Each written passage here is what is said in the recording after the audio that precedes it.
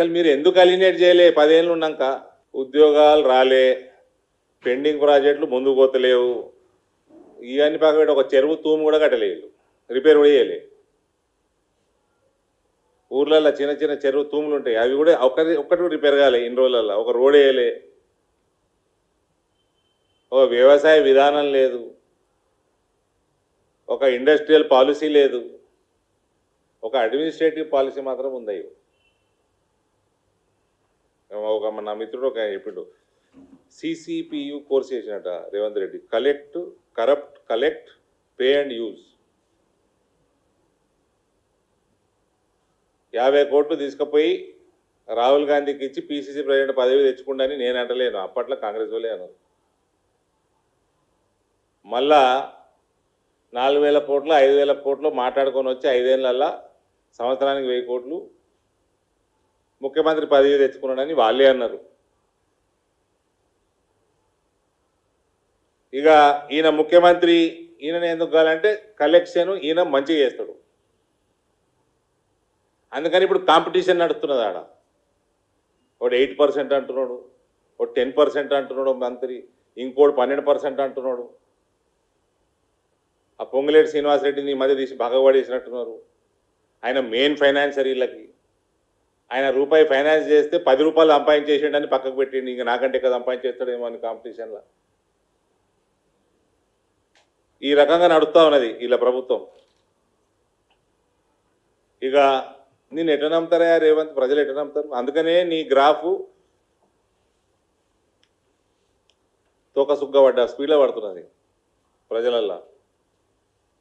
పక్కకి అందరూ corrupt bureaucrats అండి.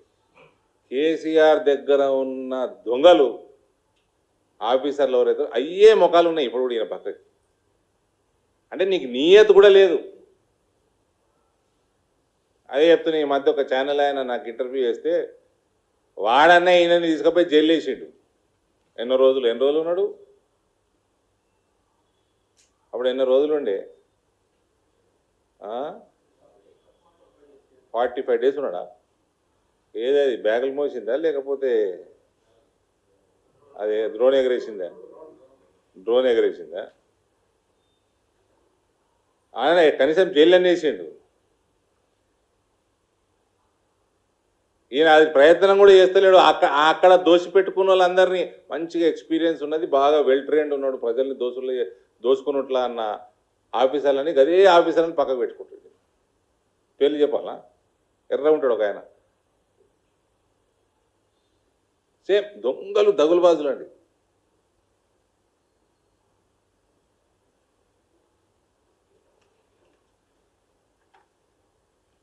రైతులు, కౌలు రైతులు, వ్యవసాయ కూలీలు, విద్యార్థులు, ఉద్యోగులు, నిరుద్యోగులు, మహిళలు, బీడీ కార్మికులు, ఇక ఫైనల్గా వస్తే అంగన్వాడీలో చదువుకునే చిన్నపిల్లగాళ్ళు కూడా హ్యాపీగా లేరు. సంవత్సరంన్నర అయింది ప్రభుత్వంలో. అసలు నీ జనరల్ అడ్మినిస్ట్రేషన్ గురించి మాట్లాడు. ఎన్ని రివ్యూలు చేసినావు, ఎన్ని జిల్లాలు తిరిగినావు, ఒక హెల్త్ అయిందా, ఒక ఎడ్యుకేషన్ అయిందా, ఒక ఇండస్ట్రీ అయిందా, ఒక అగ్రికల్చర్ అయిందా? ఇదేం రివ్యూలు అయినాయి? మీ మంత్రులు ఏం చేస్తున్నారు? కమిషన్లు మింగుడు తప్ప. ఇక ప్రభుత్వం ఏమో ఇట్లుంటే ప్రతిపక్షం ఏమో ఫామదులో అన్నది. ఈ కేటీఆర్ ఏమో అన్నాడా? మా నాయనకి మా నాయన స్టేచర్ చాలా పెద్దది, బయటకు వచ్చి మాట్లాడాడు అన్నాడా? పీకనిక తీసుకున్నాడు. మరి అపోజిషన్ లేడు, ఏం పీకనిక తీసుకున్నాడు ప్రతిపక్ష నేత హోదా? ఏంటంటే వీళ్ళ దొరలో చూడండి ఎట్లుంటుంది. ప్రజలు ఇంకా బాధపడాలి, ఇంకా మునిగిపోవాలి, వాళ్ళు ఎక్కడ లేని ఇబ్బందులు కలగాలి,